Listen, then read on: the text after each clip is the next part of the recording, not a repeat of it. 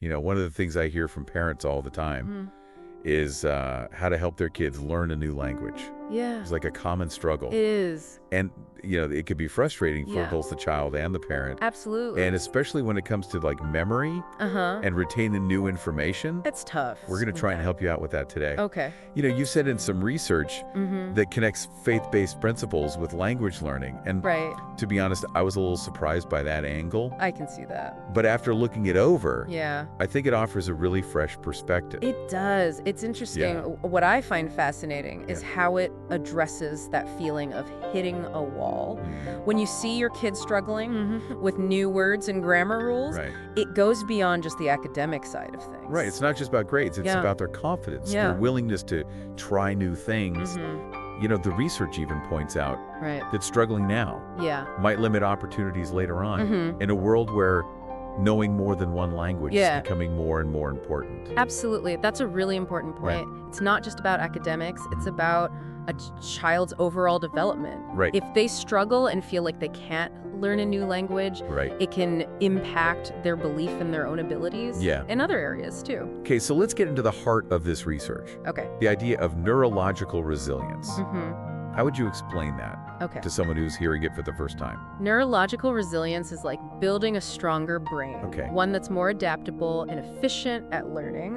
What's unique about this research is that it connects this idea to biblical principles. It suggests that these principles can be powerful tools in helping a child, specifically with language learning. I'm really curious to see how this works in practice. Yeah.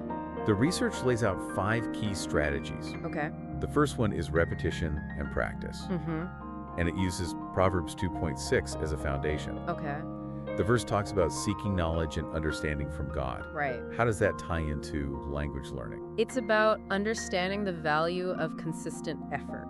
Proverbs 2.6 isn't just about getting knowledge. It's about actively seeking it. Understanding that it's a gift from God. When you apply that to language learning, it shifts the focus from cramming to consistent practice, consistently reviewing vocabulary, grammar, and using the language as much as possible. So it's less about drilling and more about making it a part of their routine. Exactly. Instead of viewing language learning as a chore, we start to see it as a valuable pursuit. Something worth investing time and effort in. That makes a lot of sense. So what are some practical ways parents can make this repetition fun for their kids? Flashcards can only go so far. Flashcards are a good starting point, but let's think beyond that.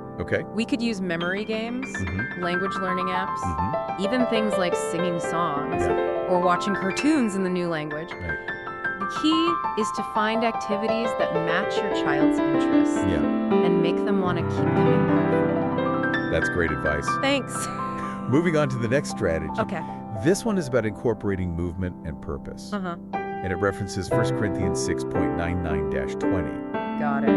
The idea of treating our bodies as temples. I'm curious to hear how that connects to language learning. This is where it gets really interesting. There's growing research showing a strong connection between physical activity and how our brains work, especially memory. So by incorporating movement into language learning, we can actually help the information stick better. So we're not talking about sitting at a desk and just reciting vocabulary words. Not at all. What are some examples of how to make this work? Think about having your child walk around the room while they're learning new vocabulary, or using hand gestures to represent different words. They could even act out scenes from a story they've read in the new language. It's about making language learning a full body experience. I like that. So repetition is about consistency. Movement adds a physical element. And the next strategy focuses on encouraging a growth mindset. Which makes sense. It does. It even cites 1 John 4:19. Which talks about God's love for us. How does that relate to a child learning a new language? This is where creating a supportive environment comes in. 1 John 4:19 reminds us that we are loved unconditionally when a child feels that same kind of love and support, regardless of their mistakes. They're more likely to persevere. So instead of focusing on perfect pronunciation or grammar, we praise their effort, your willingness to keep going. Exactly. It's about shifting from praising innate abilities to acknowledging effort. I see. Instead of saying, "You're so smart." Yeah. Try something like, "I'm so proud of you for keeping trying, even when it was hard." Okay, I see how powerful that could be. It is. Now, the fourth strategy really caught my eye, storytelling. Oh, yeah. The research connects it to Jesus' teaching methods, Okay. using parables to convey deeper truths. Interesting. It specifically mentions Matthew 13.34. Got it. Can you elaborate on how this can help with language learning? Think about it. Stories are naturally engaging. Right. They draw us in and help us remember information in a way that isolated facts and vocabulary lists just can't. I see. We even see that in how Jesus taught. Right. He used stories to make complex ideas accessible and relatable. Yeah. We can do the same for our kids. So are we talking about just reading bedtime stories in the target language? Reading is a great start. Okay. But encourage your child to retell the story in their own words or even act it out.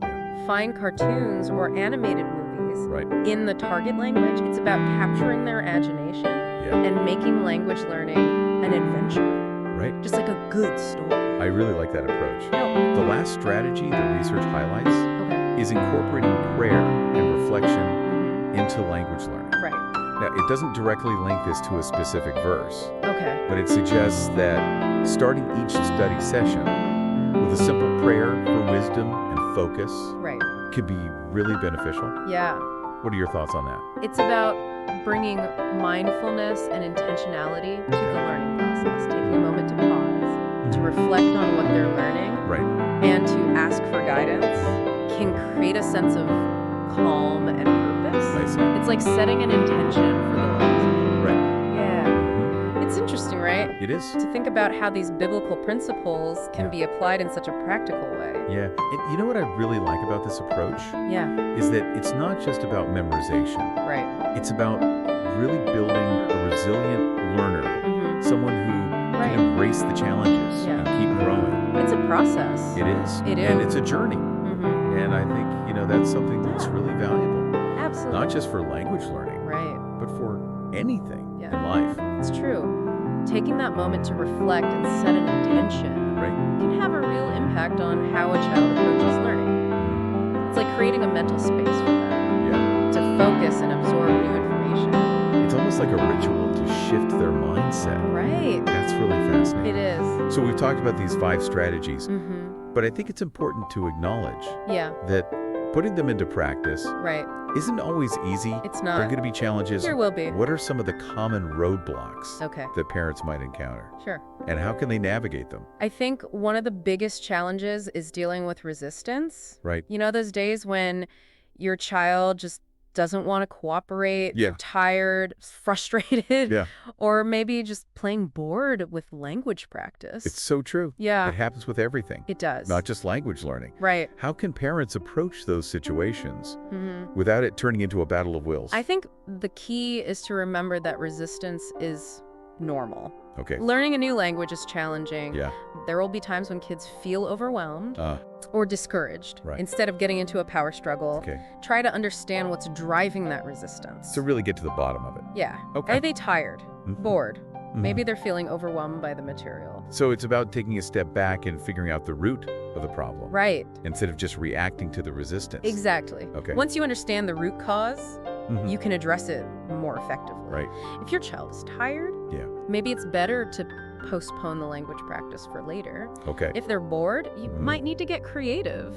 Find a more engaging way to practice. The research emphasizes being flexible and adaptable. It does. I get the feeling that it's not about rigidly sticking to these strategies no matter what, but rather about finding ways to weave them into your child's natural learning flow. That's a great way to put it. Yeah. It's about creating a learning environment. Right. Where they feel safe to try to experiment with the language without fear of judgment. When we focus on creating that kind of environment, mistakes become part of the process, not a failure. And that brings up another challenge. Okay. How can parents stay motivated and consistent? Yeah. Especially when they see their child struggle or when progress seems slow. Right. It's easy to get discouraged. It is. This is where the faith-based principles that the research is grounded in can be really helpful. The idea that learning is a journey, not a destination, can be incredibly encouraging for parents. It reminds us that there will be ups and downs, moments of progress, and moments of setbacks. It's about trusting the process and remembering that even small steps forward are still steps in the right direction.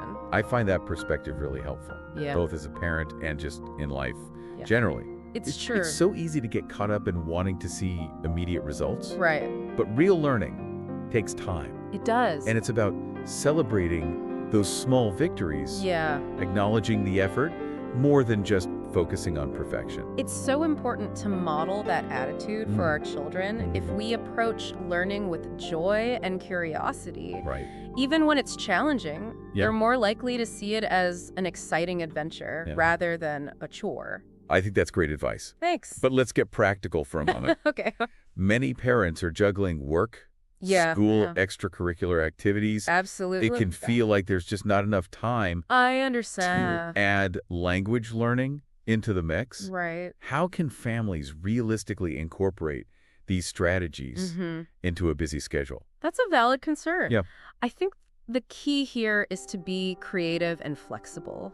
It's not about finding huge chunks of time, but rather looking for those little pockets of time throughout the day where you can weave language learning in. Give us some examples. How can we sneak in some language practice without it feeling forced or like we're adding another item to our already overflowing to-do list? Think about the routine activities you already do. Maybe you have a 15-minute drive to school. You can use that time to play a language learning game or sing songs in the target language or during meal prep. Involve your child and practice naming ingredients or describing the cooking process in the new language. It's about making language a part of your family's daily life. Exactly. And the more you can do that, the more natural and effortless it will feel for your child. The research also mentions adapting these strategies to different learning styles and age groups. What are some things parents should keep in mind when it comes to tailoring these strategies to their child's specific needs? Not all children learn in the same way. Some are visual learners. Others thrive with auditory input. Some kids need more structure and guidance, while others learn best through exploration and hands-on activities. So it's about observing your child, understanding how they learn best, and then adapting the strategies accordingly. Exactly. A visual learner might benefit from flashcards with pictures, while an auditory learner might prefer listening to audiobooks or music in the target language. And remember that it's okay to experiment. There's no one-size-fits-all approach. It's about finding what works best for your child and being open to adjusting your approach as they grow and change. I think a key takeaway here is that there's no magic formula for language learning. There's not. It's about being adaptable, patient, and creating an environment where your child feels empowered to learn and grow. It's about celebrating the journey, not just focusing on the destination. You've summed it up perfectly. It's a process of discovery, not just for the child, but for the parent as well. It really is a journey we take together. And there's always something new to discover along the way. Absolutely. But before we wrap up this deep dive, I want to touch on one more thing from the research that I found really intriguing. It asks if these principles, repetition, movement, encouragement, storytelling, and even prayer, could be applied to learning anything new, not just languages. That's a question that really opens up a whole new world of possibilities. It does. Just think about it. These principles are all fundamental to how our brains work, how we learn and retain information, no matter what the subject is. So it's not just about languages. Not at all. Let's take repetition, for example. We know that consistent practice strengthens the connections in our brains, making it easier to recall information, whether it's multiplication tables, historical dates, or even a new dance move. The more we practice, the more ingrained it becomes. It's like building muscle memory. Exactly. But for our brains. And then there's movement. We talked about how physical activity can boost memory and cognitive function. So whether you're learning a new sport, a musical instrument, or even creating incorporating movement can enhance the learning process. I can see that working really well. Imagine a student learning about the solar system Right. while actually walking around a model of the planets. Exactly. It's so much more engaging It is. than just reading about it in a textbook. Absolutely. Yeah. And let's not forget the power of encouragement and a growth mindset. Right. This is essential for anything we want to learn. Yeah. Whether it's mastering a new recipe, Okay. writing a novel, or learning to manage our finances, Right. believing in our ability to grow and improve is crucial. It's about seeing challenges as opportunities for growth rather than roadblocks. Exactly. It's that resilience factor, again, It is. but applied to all areas of learning. That's a great point. Yeah. And what about the power of storytelling? Right. We all know that stories One have of a the way things I hear of from capturing parents our all the time, attention and is making information how to help their stick. kids learn a new Think language. about how It's like a common history struggle. comes alive through stories. And, it How could be scientific frustrating for both the concepts child become and the more parent. relatable. Absolutely. Right. And Through especially when it comes anecdotes to and like real-life memory, examples. stories And retain the new information come alive. information. They And do. we're going to try